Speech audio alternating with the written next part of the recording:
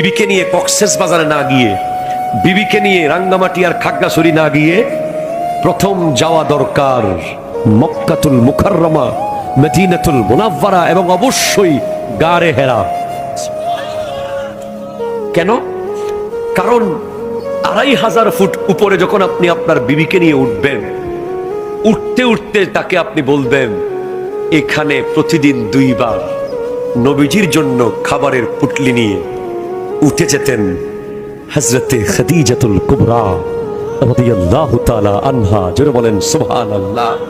সাইয়্যিদা তাইয়্যিবা তাহেরা জাহেদা আবেদা রাকিআ সাজিদা খাদিজাতুল কুবরা রাদিয়াল্লাহু তাআলা আনহা নবীজির জন্য খাবার নিয়ে 45 বছর বয়সে ওই হেরা গুহায় উঠে যেতেন।